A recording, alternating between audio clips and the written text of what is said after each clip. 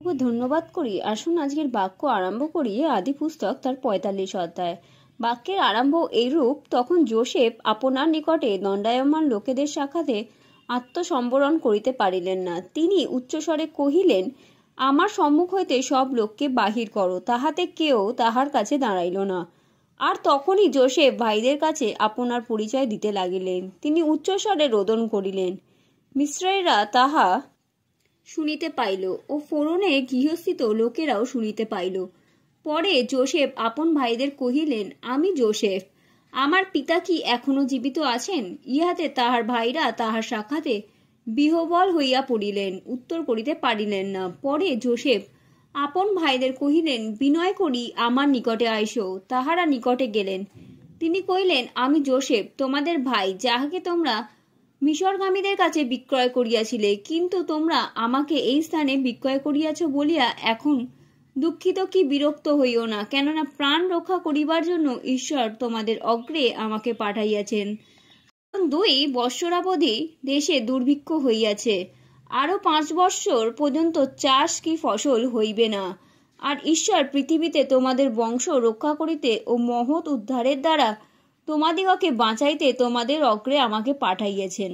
অতএব তোমরাই আমাকে এই স্থানে পাঠাইয়াছ, তাহা নয়, ঈশ্বর পাঠাইয়াছেন, এবং আমাকে ফোরনের পিতৃস্থানীয় তাহার সমস্ত বাটির প্রভু ও সমস্ত মিশর দেশের ওপরে শাসনকর্তা করিয়াছেন।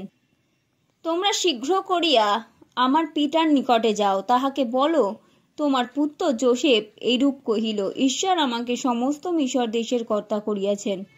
তুমি আমার নিকটে চলিয়া আইসো, বিলম্ব করিও না। তুমি পুত্র পৌত্রাদির ও গোমেশাদি সর্বেশের সহিত গোসল প্রদেশে বাস করিবে। তুমি আমার নিকটেই থাকিবে।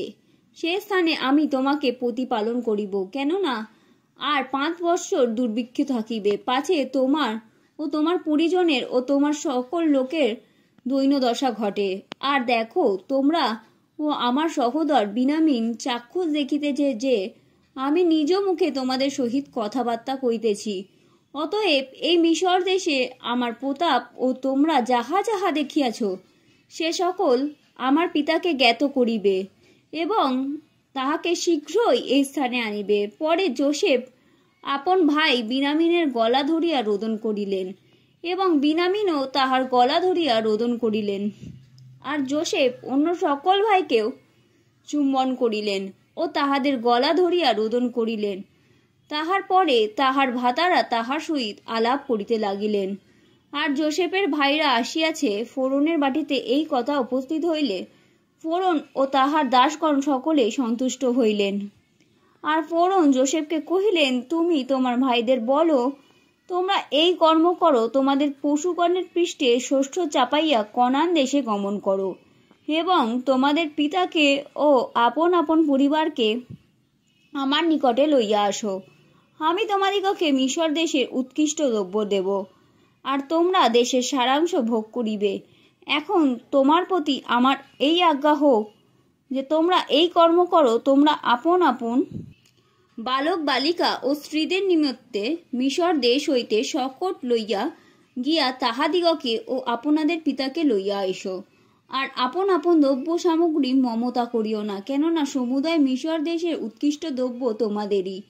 তখন ইসরায়েলের পুত্রগণ তাহাই করিলেন, এবং যোসেফ ফোরনের আজ্ঞা অনুসারে তাহাদিগকে শকট দিলেন এবং পাথেয় দ্রব্যও দিলেন। তিনি প্রত্যেকজনকে এক এক ঘোড়া বস্ত্র দিলেন, কিন্তু বিনামিনকে 300 রৌপ্যমুদ্রা ও 5 ঘোড়া বস্ত্র দিলেন।